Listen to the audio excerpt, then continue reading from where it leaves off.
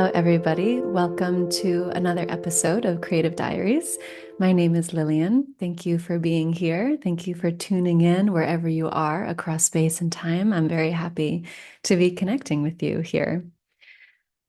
So if you've been following along for some time now, I started this podcast project back in November. And today is March 1st. So this is just blowing my mind that I've been, in this process for this amount of time. But if you've been following along, and especially if you've been watching on Substack or on YouTube, you will see that I am now in a different location. So I'm tuning in from Mazunte, Mexico. I'm usually in the Hudson Valley, New York. That's where I'm from. It's where I live right now. And I decided to escape from the winter and come to a nice warm place.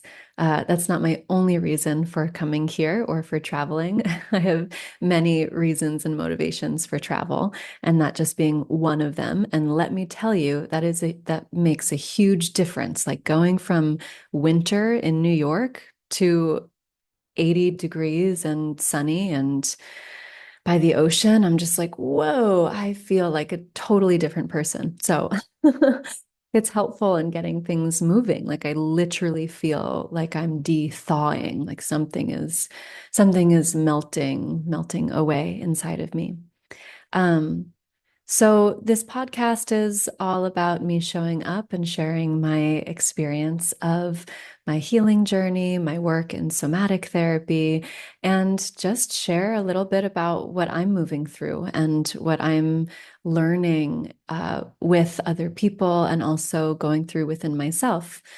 Um, it's called Creative Diaries because I want to approach this with authenticity and honesty, the way that I would be honest in my own diary. And so so here I am. I like to do an episode at the very end of each month to do sort of like a little recap, a kind of moment where I get to go, so what the hell just happened?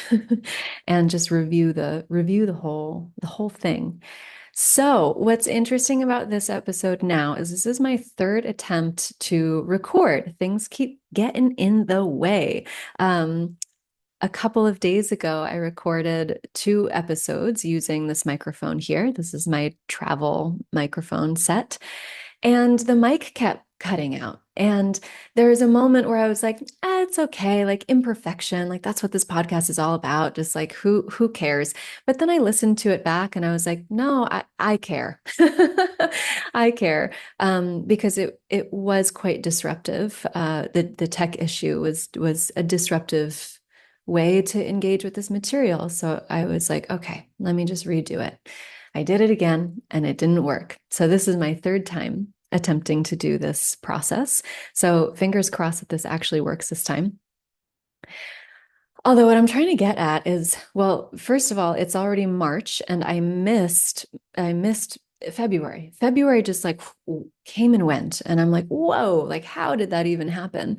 Um, Generally, I've been pretty good at keeping a cadence of doing an episode once a week and having one episode a month be public to anyone, and then the other episodes be under my paid subscription. And February, it's like I tried and then something fell off, like it didn't happen. And so if it's interesting because I want to review kind of what I moved through in February, but I will say now that I'm in a different environment, now that the month has changed, we're also in Pisces season now, like the zodiac sign has changed, right? The wheel has turned. And I'm almost looking back at February and I'm like, who is that person? Like who was that person before she came here? And yeah, so it's a totally different vibe. I had a bit of a plan of what I wanted to talk about, and now it feels completely irrelevant. So, what I am with, and this is what I'll start with, what I'm with is letting go. And I've sort of grappled with this term, let's say, this term of letting go. And there's also been many moments I've like rolled my eyes at being in these healing spaces or these classes, these in the wellness spaces where we talk about letting go as if it's like easy, as if it's easy. It's like you go to a yoga class and it's like inhale, exhale, let everything go that's not serving you. And it's like, okay, but how? Like that's not helpful. um, and what's interesting about the moment that I'm in right now, where previously I've had a lot of resistance around letting go. And I'm like, no, letting go is difficult. Letting go is hard. I don't know how to let go. I need more guidance in how to let go. Now I'm arriving at a moment where I'm coming to terms with the possibility that letting go can be easy. And ultimately, I think it's both. And ultimately, I think it's our own individual journey as to like where we're at in our relationship to our own suffering, where we're at in our relationship to our own pain. And we hold on to our pain because it becomes a part of our identity. It becomes a part of what we're familiar with. It becomes a companion. And this is something that like we don't like to admit all the time. Sometimes we get to this place where we're like, yeah, I love my suffering. I'm choosing this suffering. But more often than not, we feel victim to it. We feel like we don't have control over this pain that we feel. We don't have control over the conditions that we find ourselves in, or that like life is happening to us and there's nothing that we can do about it.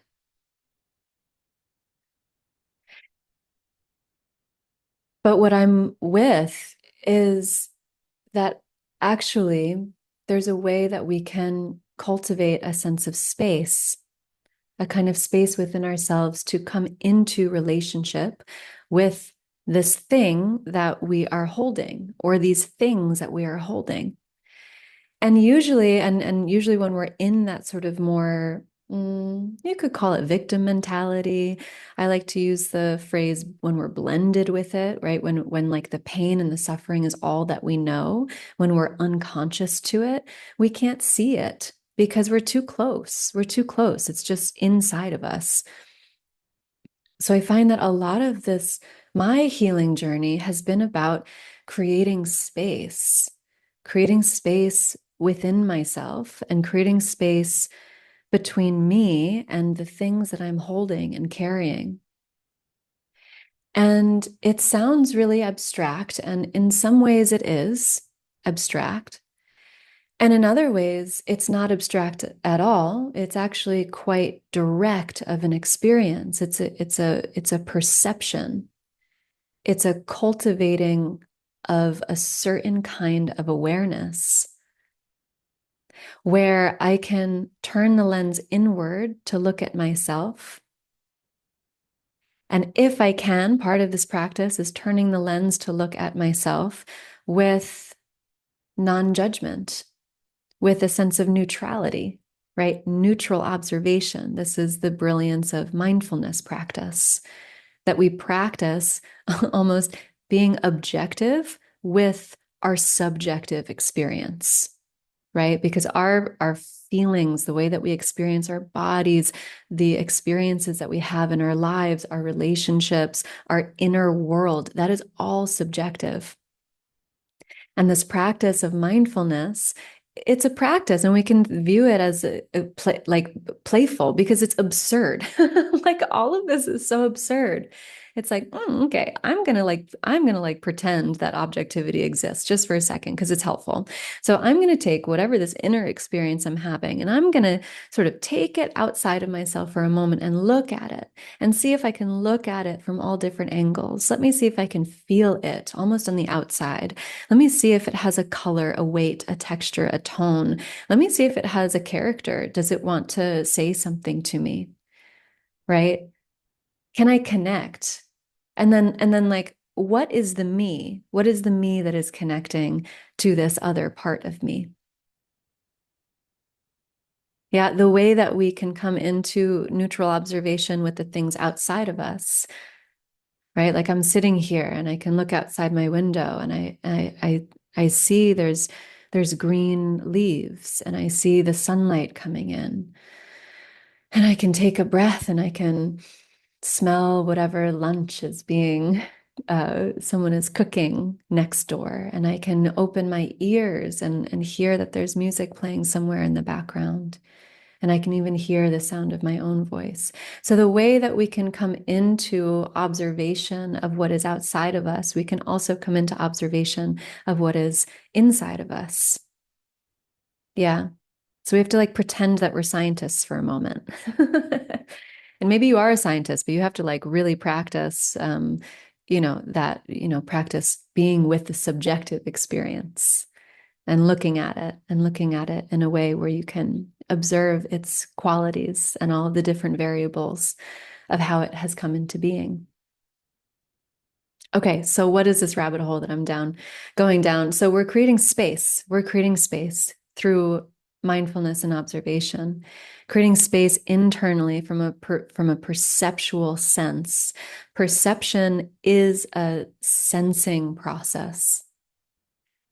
Perception is the way that we create meaning from our sensations. So perception always begins in the body. And it begins in the direct experience of the information that your body is taking in, whether it's internally or taking in from outside through our sensory awareness, through our neuroception, through our introception, our extroception, through our eyes, our nose, our mouth, our ears, our skin. Yeah. So all of us, we're in the world, like we are in our bodies. Let's not forget. Let's not forget, like we're here. We're here. I can feel myself here. If I pay attention, I can feel myself here. And it's through feeling and awakening to the feeling that we can start to become aware of where our perception comes from. And perception is the way that we're creating meaning from our direct experience. And from this perception, we have all of these, excuse me, from our perception, we have our belief systems. We have the stories we tell ourselves. We have these thoughts. Yeah. And we often live from this place. We often live from what we know or what we think we know through our perception, through the meaning that we've created. So when we wake up to this process, and we bring that mindfulness and the awareness and the attention to feeling what is inside of us and creating that space, then we can take what we've been holding on to, come into relationship with it. And okay, going back to this whole like letting go can be easy. Maybe. I don't know. I mean, letting go for me has been really hard. It's not like something I feel I've accomplished or something. I'm like, no, letting go is like brutal. It's painful. There's so much grief. I can feel it in my body. But I also have an experience sometimes of letting go just being simple. That like the fruit falls from the tree when it's ready. And that there's a way that we can engage with our lives really through non-resistance and non-attachment. And I have a lot to say about non-attachment. I mean, I think that the non-attachment can also be a brilliant way that we practice avoidance and spiritual bypassing. So I'm not saying we can't experience attachment, but like, what would it be like? And this is something that I'm touching in for myself. Like, what would it be like if I can feel what I'm attached to through my heart, through what I love, through what I feel, through my body, through these relationships, right? The way I'm engaging with my life. I'm in the material world. I'm attaching to it. Things are attaching to me. And there's pain there. There's pain, there's suffering. And also, at the same time, This is the paradox of life. At the same time, I can allow myself to change, and that things can move through me if I let them. And so, can I feel the inherent suffering of attachment? And then also the total bliss and freedom and liberation of letting it go and actually not holding on to it the way that everything moves. Yeah. Maybe. I don't know.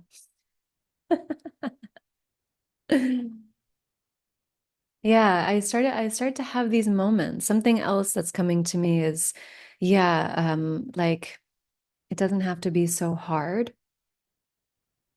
I don't have to carry the weight anymore. Like, what would happen if I just like put it down? I can put it down. I can choose to put it down. But I'm coming into a sense of relaxation, and it sounds so simple because it freaking is. It's like when I relax, and yeah, I can, I'm here in Mazunte, Mexico. My God, it's like I'm laying on the beach. There's sunshine, there's fresh food, the people are nice, I'm feeling safe, right? Like talk about being in an environment where I'm able to relax. Now, that's a co-creation because, I'm also allowing myself to open up to the place as well. I'm allowing myself to let go of any sort of fear or worry and anxiety and open myself up to being held by the environment that I'm in. And I think we can all choose to do that no matter where we are. Like, you don't have to go, you don't have to like leave your country to do that. You can do it in your bedroom at home. You can go to a yoga class or an art studio. You can be in community. You can be solo. You can take a hike. Like anywhere, if you just sort of let yourself open to relaxation. And this feels really tangible to me because it's really in the body. It's really in the body. So if you come into your body, even right now, as you're listening to me, oh, and you kind of sense where your breath is and just notice how you're holding your body. Notice if there's any tension. And then be in this inquiry of relaxation. Ask your body, is it okay? Just for now, just for now, can I bring in softening? Just for now, can I find support from the ground or some kind of surface to lean against? Just for now, can I wrap myself in a blanket? Just for now, can I touch my skin and feel myself here? Just for now, can I have a deeper exhale? Or maybe it takes a little bit of work, maybe there's like so much tension and fear and anxiety and grief. Like maybe you need to move through something, move your body, dance, put on some music, dance it out, shake, sweat, go for a jog, scream into a pillow. Like move, like get this body vessel to move so that you don't have to hold on anymore, so that you can relax. It happens through the relaxation. It happens through the relaxation. It's so obvious. It's so obvious. I mean, if you imagine your hand holding onto something really tight, you're gripping your hand, you're gripping the palm of your hand. And what do you have to do to let this thing go that's in your hand? What do you have to do? You have to relax the muscles of your hand. So, like, is that okay? Can you find safety to do that? Can you be brave? I mean, to try it? See what happens. See what happens if you let go just a little bit. See if you survive that moment. Can you survive that moment of relaxing just enough, just a little bit, just for now? And I find that it's through these micro movements of survival, right? Because why are we holding on? We're trying to survive. What? What are we trying to survive? Is something happening right now Is something going to kill you right now? Is something attacking you right now? Are you under threat right now? Probably not. That probably happened in the past. There's probably anticipation of a threat in the future. But what about right now? Are you okay?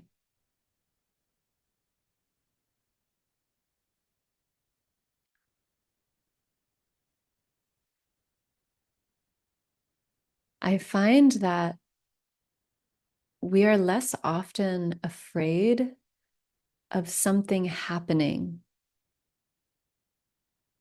I mean, we're afraid of things happening, of course. I could walk down the street and get hit by a bus. But I find that we're really afraid of our own feelings. Right? So like let's say you're risking yourself. Let's say you really like someone, you find them really cute and amazing and you want to kiss them and you want to be with them. And you feel vulnerable because you don't know if they like you back, right? It's not sharing, it's not sharing how you feel to that person, or it's not like what they will do that's scary to you. Like if they say no, I'm sorry, I don't feel the same way. That's not what's scary. What we're usually afraid of is the feeling that we have when, let's say, we feel rejected, when someone says no.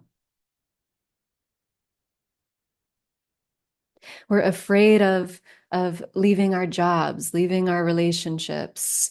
We're afraid of letting go, not because of what is going to happen, of what might happen. We're afraid of the feeling that we're going to have when something changes. We're afraid of the feeling of being alone.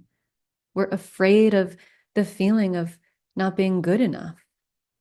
We're afraid of feeling sad. We're afraid of grief. We're afraid of the pain. But if you've lived long enough, and if you've also journeyed into yourself, like you already know that emotions won't kill you.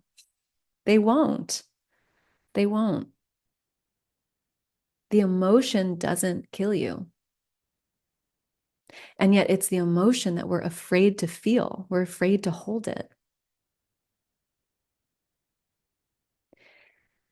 And so, really, it's like the only way is to let ourselves feel the thing that we're afraid to feel. It's the only way if something needs to change. Change is way, another way we can phrase letting go. Or we could phrase it letting something be as it is. Maybe something isn't changing, but you're changing.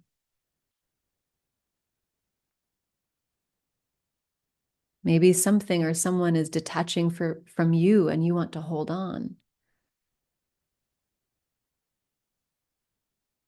So it's also a letting it be, letting the movement of impermanence be as it is.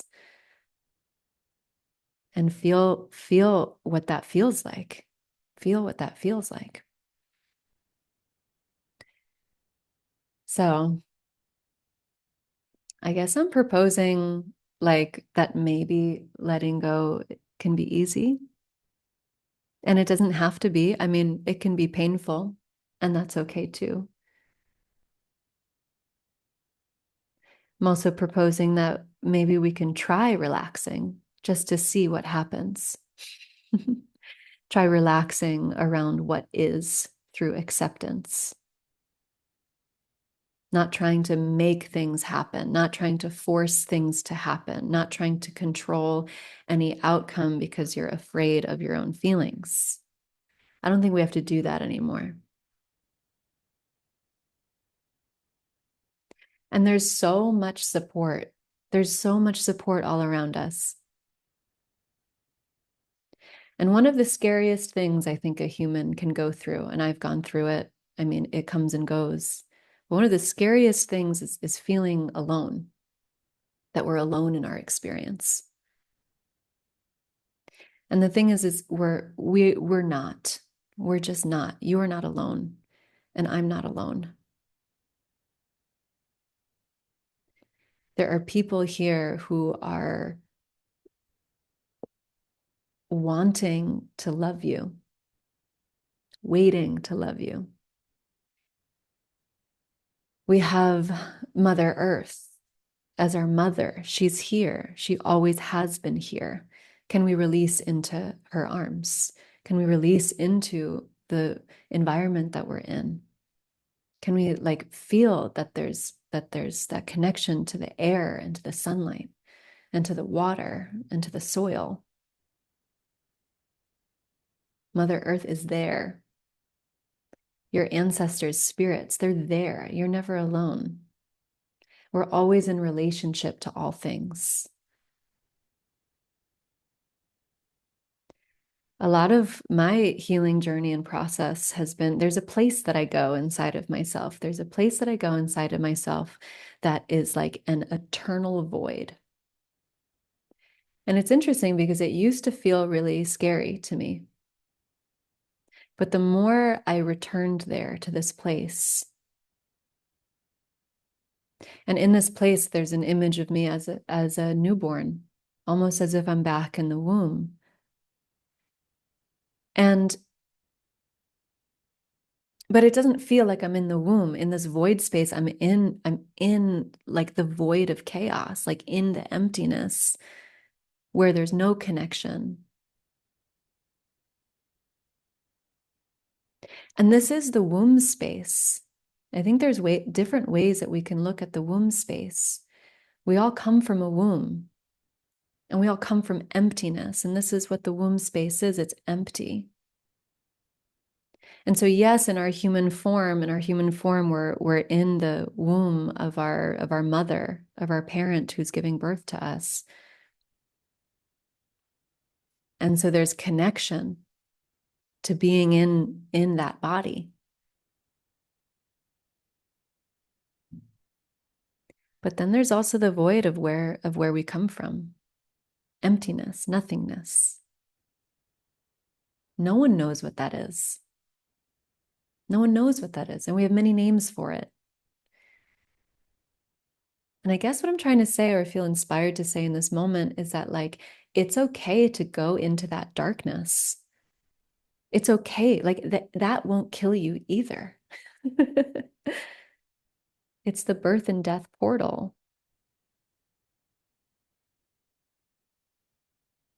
So sometimes we have to go in, like sometimes we have to go in through our pain and through our grief. And we don't have to be afraid. It's scary. Fear will happen.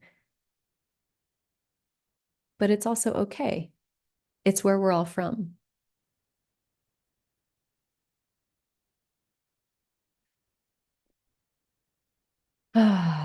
So I was not expecting to speak about this today. It's always interesting to see what kind of flavor comes through. I've been here away from home for only about a week, and I'm already having a very transformative experience for myself. And I'm feeling this sense of unlocking. Like I keep having these moments, like these thoughts where I'm like, oh, it's always like, oh, so simple. I was like, oh, I don't need to, like, there's no distance between me and the thing that I want. You know, there's no reason I can't have what I want. There's no reason I can't have love. There's no reason I can't have abundance. Like everything that I need and what I want is available to me. So like there's this collapsing of the space between me and what I'm calling in and what I'm wanting. Like it's already here, it's already available. And then of course, then there's the other me, the other parts of me that like swoop in and they get in the way. And fear comes in that says, I don't have enough. I don't know what I'm doing with my life. I, you know, I need more. I'm not okay with what I have right now. Something is coming up for me. This will be my last thread. Something's coming up for me around like fun, fun and working. And I guess this wasn't totally conscious in my mind, but there's this association I've made where like if I'm working and if I'm working in creating an income and trying to like build my business or create income and wealth for myself, that like that can't happen at the same time as having fun. Like it can't, like it's not fun. That's the belief. The belief is that it's hard. The belief is that it's hard and that it's hard work and that hard work is not fun.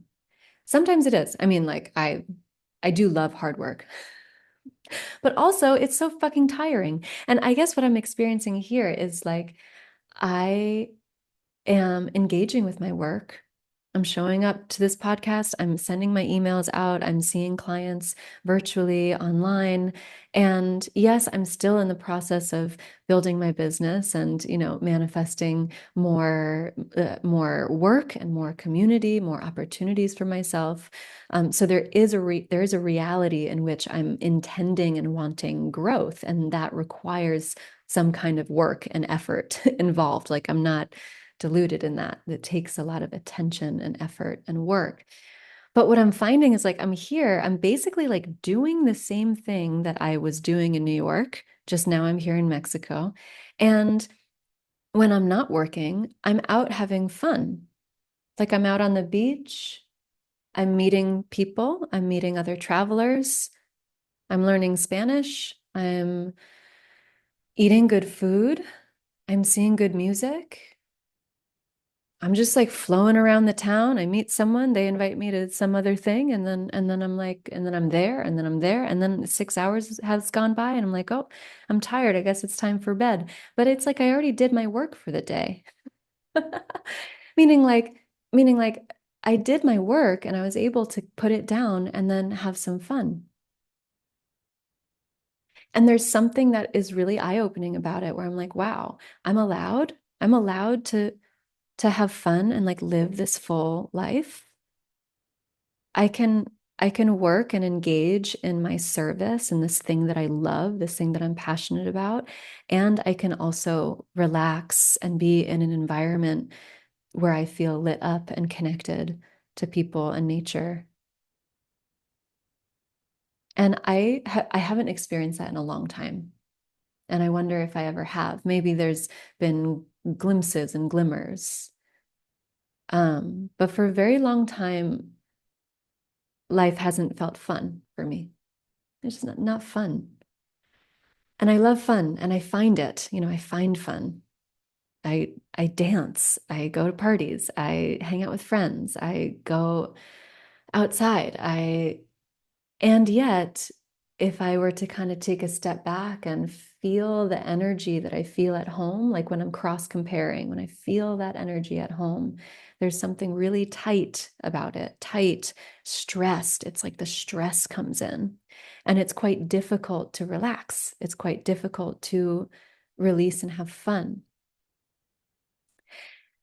And I was meditating the other day, and really, like, it really struck me very strongly, this voice, like my guides or whatever I was channeling was like, fun is the way. Fun is the way. Like your purpose is not what you do. And what I heard, this voice is channeling that I heard, it was sort of funny that they were like, yeah, you can keep doing your thing. Like you can keep building your online business. You can keep seeing clients. Like you probably should do that. Yeah, keep doing it. It's fun for you. It helps you engage with what you love. It helps you stay grounded. But I got this feeling that they were like, this isn't it though. It's not like this is it or this is your purpose. It's not like this thing that you're visualizing for your life is real. It's like this is what your small mind is visualizing. And that's okay. It's something to anchor into. It's like a way that I can stay tethered to this world. But my soul's purpose is something so much bigger. And it's about having fun. It's about experiencing life. It's about being in relationship and being out in the world. And they were saying, like, doors will open when you're playing with other people. Opportunities come through people, through these relationships, through playing. So I wanted to share that, as that was a really special download that came in for me. Like, I realized, I'm like, oh, I've been so myopically focused on this thing that I'm calling my purpose. And I realized that I know nothing. I know nothing about how, like, this, the way that I imagine things going, it's not real. I even got the sense that, like, yeah, my career is just sort of like a project that I get to play with. It's just a project. It's like one aspect of life. And what really matters is opening to life, opening to experience. Okay. I'm going to end there for now because my computer is dying and I'm already late to something that I have to do. But thank you for being here. Thank you for tuning in. Let me know what you think. You can send me a message. You can leave a comment. I always love to connect with you on the other side. And I'm just sending you all of my love. And the more I go down this journey, the more I will share. This is my intention, is to keep sharing what I'm learning and what I'm knowing now in any given moment. And also letting it go and being honest that I don't know what's fucking going on at all. Okay, I love you. Bye.